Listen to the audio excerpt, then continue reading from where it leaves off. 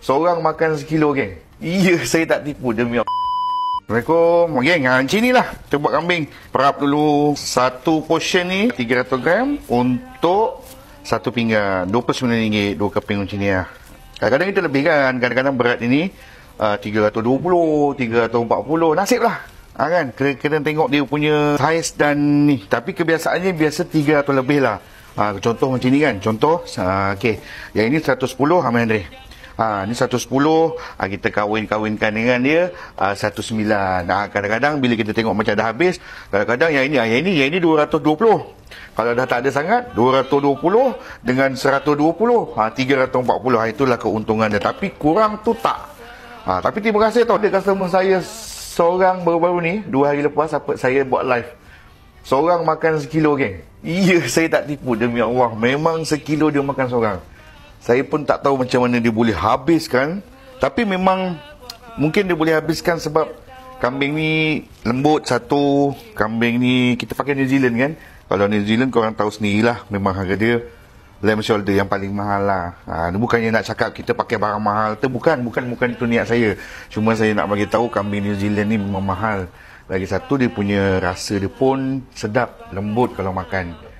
Sebab tu ramai regular customer yang sanggup kadang datang daripada jauh. Kadang-kadang saya buat live malam kan, kata daripada Nilai datang 3-4 kali. Ramai repeat lah, Alhamdulillah. Saya minta maaf juga kalau tiba-tiba datang daripada jauh, kotnya ramai hari-hari datang kot beratur kan. Saya minta maaf sangat-sangat. Saya pun tak boleh nak buat apa kan. Tapi yang penting, saya kena buat kambing ni sehabis yang baik lah.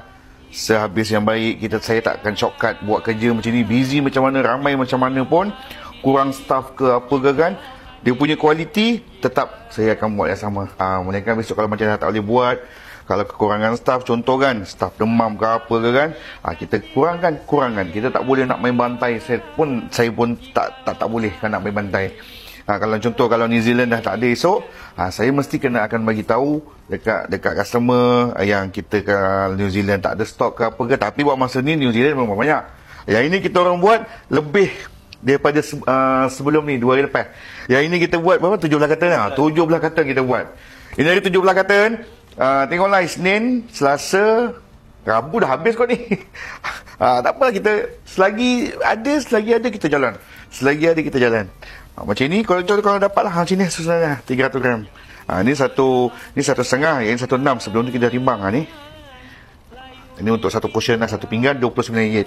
Kalau sekilo 8 keping, lebih kurang macam tu. Saya lebihkan sekilo tu. Kalau korang beli yang sekilo, dapat 1.4, kadang-kadang dapat 1.3. Saya memang akan lebihkan, takkan kurang. Selagi saya bagi kuah lagi, fries lagi, sosis, ban, itu saya bagi percuma je. Saya sedekahkan je. Kalau nak makan, tak nak makan dah, tak apa, letak tepi je, makan kambing je. Okay. Buka setiap hari kedai tau, tak ada cuti. Pukul 4 sampai 11.30 malam. Kambing